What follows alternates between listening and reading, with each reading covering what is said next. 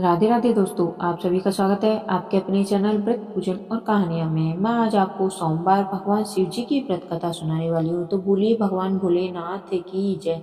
किसी नगर में एक साहूकार रहता था जिसके घर में धन की कोई कमी नहीं थी, लेकिन उसे संतान सुख प्राप्त नहीं हुआ था, जिस कारण वह बहुत परेशान रहता था। पुत्र प्राप्ति की इच्छा से वह हर सोमवार व्रत भी रखता था और पूरी श्रद्धा के साथ शिव मंदिर जाकर भगवान शिव और माता पार्वती की आराधना करता था। उसकी भक्ति भाव से माँ पार्वती प्रसन्न हो गई और भगवान शिव से उस साहूकार की मनोकामना पूर्ण करने का आग्रह करने लगी। पार्वती जी की इच्छा सुनकर भगवान शिव ने कहा, हे पार्वती, इस संसार में हर प्राणी को उसके कर्मों का फल मिलता है और जिसके भाग्य में जो है उसे भोगना पड़ता है। लेकिन पार्वती जी ने साहूकार की भक्ति का मान रखने के लिए उसकी मनोकामना पूर्ण करने के लिए कहा। माता पार्वती के आग्रह पर शिव जी ने साहूकार को पुत्र प्राप्ति का वरदान दिया, लेकिन साथ ही यह भी कहा कि इस बालक की उम्र केवल 12 वर्ष ही होगी। माता पार्वती और भगवान शिव की बातचीत को साहूकार सुन रहा था, जिसे सुनकर न तो उसे कोई खुशी थी और न ही दुख था। वह पहले की तरह ही शिव जी की पूजा करता रहा। कुछ समय के बाद साहूकार को पुत्र की प्राप्ति हुई।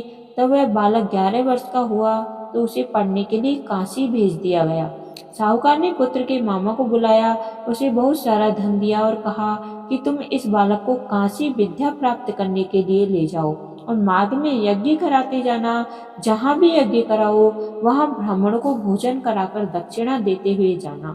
दोनों मामा भांजे इसी तरह यज्ञ कराते और ब्राह्मणों को दान दक्षिणा देते हुए काशी की तरफ चल पड़े। रास्ते में एक नगर पड़ा जहाँ नगर के राजा की कन्या का विवाह था, लेकिन जिस राजकुमार से उसका विवाह होने वाला था वह एक आंख से काना था, जिसकी जानकारी लड़की और उसके घर वालों को नहीं थी। राजकुमार के पिता ने अपने पुत्र के काना होने की बात को छुपाने के लिए एक चाल सोची। साहूकार के पुत्र को देखकर उसने सोचा कि क्यों न इस लड़के को ही दूल्हा बनाकर राजकुमारी से विवाह करा दिया जाए। विवाह के बाद इसको धन देकर विदा कर दूंगा और राजकुमारी को अपने नगर ले जाऊंगा। उसने लड़के को दूल्हे के वस्त्र पहनाकर राजकुमारी से उसका विवाह करा दिया। लेकिन साहूकार का पुत्र ईमानदार था। उसने मौका पाकर राजकुमारी की चुन्नी पर लिख दिया कि तुम्हारा विवाह तो मेरे साथ हुआ है, लेकिन जिस राजकुमार के साथ तुम्हें भेजा जाएगा वह एक आंख से काना है। मैं तो काशी जी पढ़ने जा रहा हूँ। राजकुमारी ने चुन्नी पर लिखी बात अपने माता पिता को बताई। राजा ने अपनी पुत्री को विदा नहीं किया। दूसरी ओर साहूकार का लड़का और उसका मामा काशी पहुँचे और वहां जाकर उन्होंने यज्ञ किया।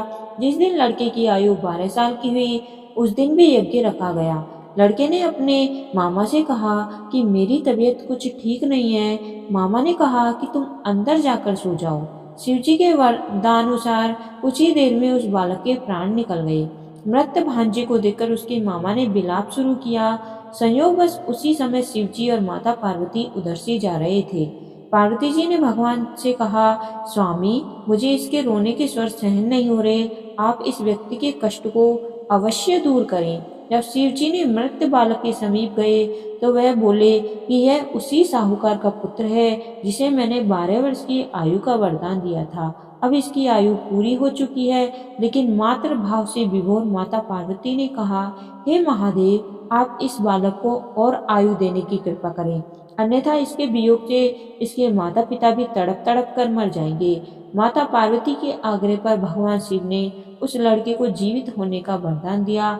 शिवजी की कृपा से वह लड़का जीवित हो गया। शिक्षा समाप्त करके लड़का मामा के साथ अपने नगर की ओर चल दिया। दोनों चलते हुए उसी नगर में पहुंचे जहां उसका विवाह हुआ था। उस नगर में भी उन्होंने यज्ञ का आयोजन किया। उस लड़के के ससुर ने उसे पहचान लिया और महल में ले जाकर उसकी खातिरदारी की और अपनी पुत्री को विदा किया। इधर साहूकार और उसकी पत्नी भूखे प्यासे रहकर बेटे के आने की प्रतीक्षा कर रहे थे। दोनों ने प्रण लिया था कि यदि उन्हें अपने बेटे की मृत्यु का समाचार मिला तो वह भी अपना शरीर त्याग देंगे। परंतु अपने बेटे के जीवित होने की बात सुनकर वह बेहद प्रसन्न हुए। उसी रात भगवान शिव ने व्यापारी के सपने में आकर कहा, मैंने तेरे सोमवार के व्रत करने और व्रत कथा सुनने से प्रसन्न होकर तेरे पुत्र को लंबी आयु प्रदान कर रहा हूँ। इसी प्रकार जो कोई सोमवार व्रत कथा करता है या कथा सुनता है उसके सभी दुख दूर होते हैं। तो बोलिए भगवान भोलेनाथ की जय। कहानी सुनने वाले और सुनाने वाले सभी का भला हो, आपकी सभी मनोकामनाएं पूर्ण हो। अगर आपको मेरी ये व्रत कथा अच्छी लगी हो तो आपके अपने चैनल को लाइक करें, सब्सक्राइब करें और कमेंट में जय भोलेनाथ अवश्य लिखें। धन्यवाद। आपका दिन शुभ हो।